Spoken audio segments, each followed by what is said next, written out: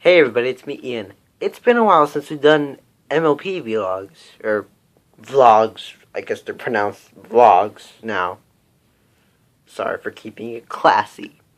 But MLP Season 5 just premiered this Saturday, and I want to give my thoughts on it. So what better way to do it than with MLP vlogs? Yes, those things. You know, what I did throughout Season 4. Basically, it's not an analysis. It's not a review. It's just my thoughts. And yes, the series is kind of inspired by Doug Walker's, Adventure Time vlogs and, Legend of Korra vlogs, Legend of Avatar vlogs, or The Last Airbender vlogs, stuff like that. It's basically the same concept. And it's going to be sort of like those, where I just give my thoughts on the episode. And the episode that just premiered this week was Cutie Map. Or is it Cutie Mark List? I'm not sure. I think it was Cutie Map. But yeah.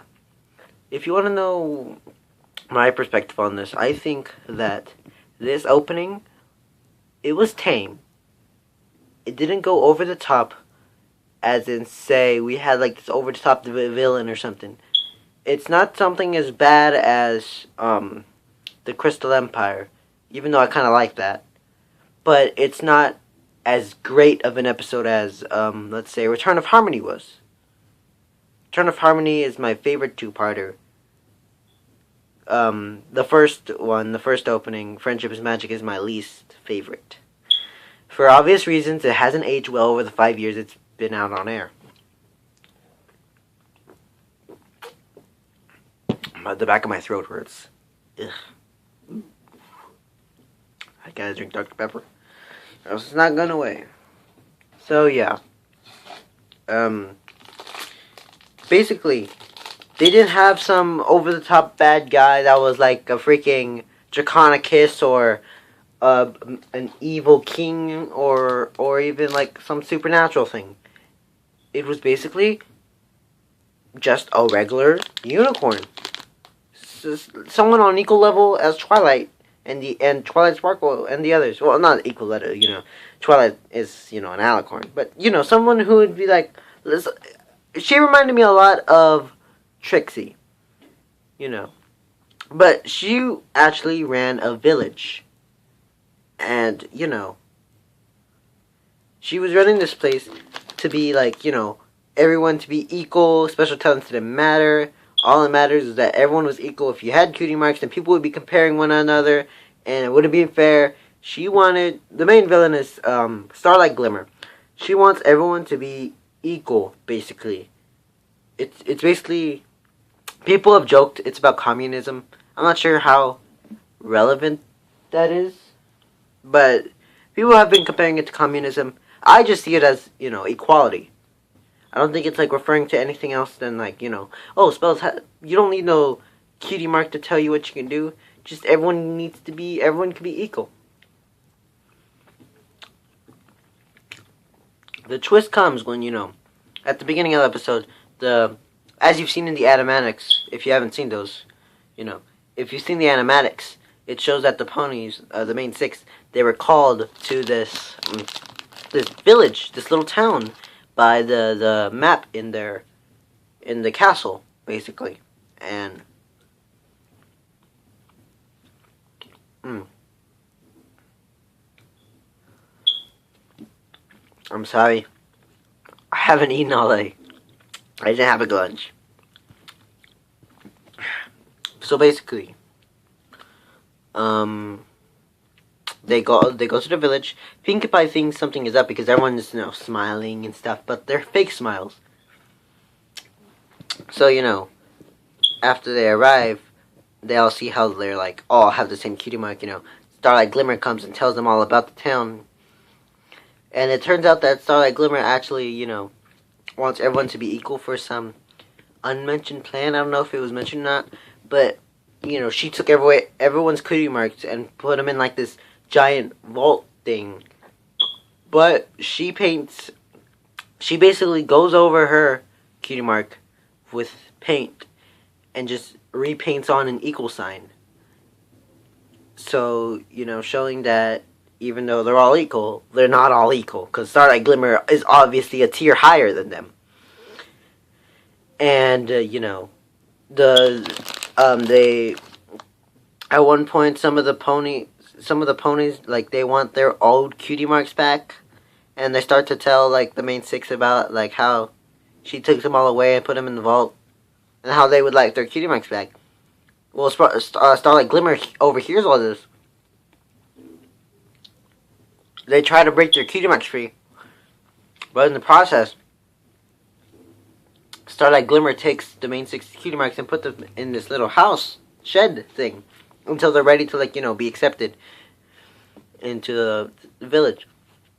Everyone has a plan that Fluttershy should go out there, Because, Fluttershy's been saying, like, oh, I like this village. This village is nice. It's full of nice people. She's been saying that. So people think, so the main six would think, she's a pretty good candidate to go out there and, join the stuff and get some info. So they send her out there, and they freaking...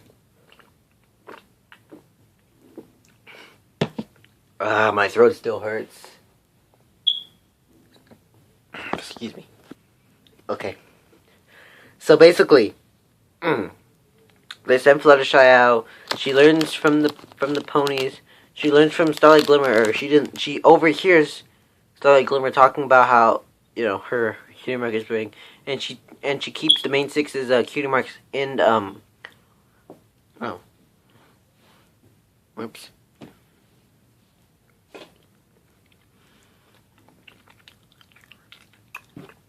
She keeps them basically in, like, her house. So at one point, they free the main six.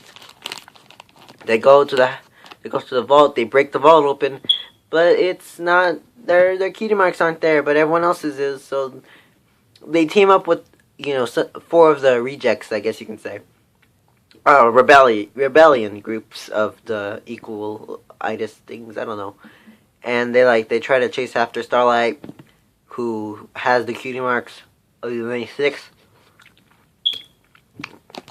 And at the end of this big chase, she goes into this cave where, the ice falls on her, the glasses breaks, freeing the cutie marks. But it also allows Starlight Glimmer to run away. And people have theorized, or I don't know. We all kind of theorized that she's gonna play a role sometime later in the season, if not next season, because it just doesn't feel right to let her go and then learn the error of her ways. I think she might be a recurring villain. Maybe she will be the final villain. Maybe she will also return in the season 2-parter ending, and she'll be paired up with another bad guy. Maybe she can get in cahoots with King Chrysalis at the end, That would be really cool. You have 2 villains, Starlight Glimmer and then Queen Chrysalis. They all make their return. Oh. Smart thinking, Ian. Smart thinking. If that happens, you've heard it here, folks. You've heard it here first, folks. I called it. 2-parter finale will feature Starlight Glimmer. Not only her, but Queen Chrysalis. Or sometime this season. I don't know. But, yeah. That's my overall thoughts on the episode. It was a really good episode. It was really tame compared to other season openings. But this was a good episode nonetheless. So, I guess I give this episode an 8 out of 10. And you're probably wondering, hey Ian, whatever happened to the PPCC formula, plot, pros, cons, conclusion? Well, I've gotten rid of that. I'm just giving out my thoughts. Basically, that's what this is. Now, the formulas change up, but, whatever. But, this is it, alright? It's good that My Little Pony's back. It's good that I can do these MLP vlogs again. It's just not nice. So, yeah, I think that's going to wrap it up here. Thank you all for watching. If you like this video, consider leaving a like. Sorry for the burp. Consider leaving a like, commenting, subscribing, and I will see you all next week with another MLP vlog. Yeah. See you guys then. I said goodbye.